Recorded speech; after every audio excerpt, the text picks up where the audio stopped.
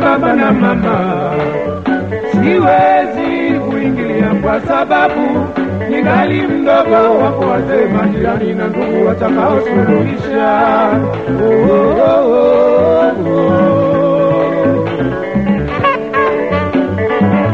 Ingawa rafiki zangu wananilaumu eti siwajali wazazi wangu, tena siwajali kwa shida na mambo yao, sio kweli. Ninasema ukweli ninao mwenyewe, nitaeleza. Nakumbuka miaka ya nyuma nilipopokea barua kutoka kwa mama akinipa malalamiko yake kwamba yuko mbali na baba mama.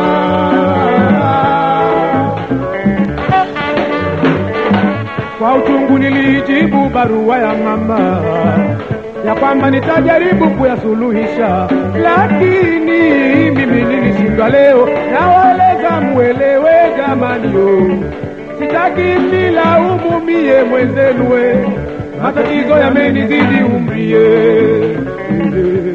nataka mjue hayo malalamiko yenu nayo nilaumu, nataka muyaache. Hayo malalamiko yenu nayo nilaumu, nataka muyaache.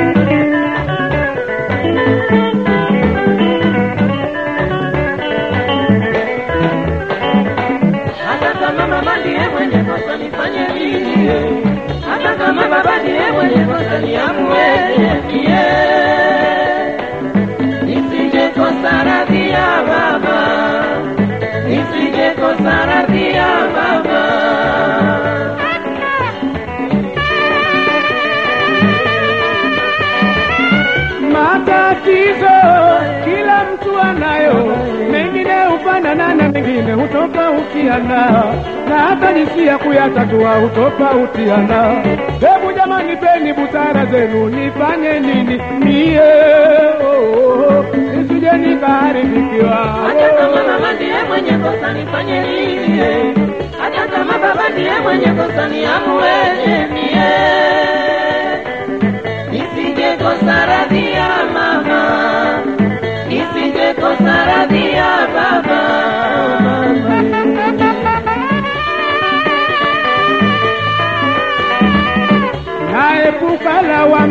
Naepuka lawama, mimi sio mtoto upande mmoja, nisimame upande gani mwenzenu? Hebu jamani ambieni nisije kosa radhi ya baba au mama, kwani wazazi duniani ndio kitu cha kwanza. Elewae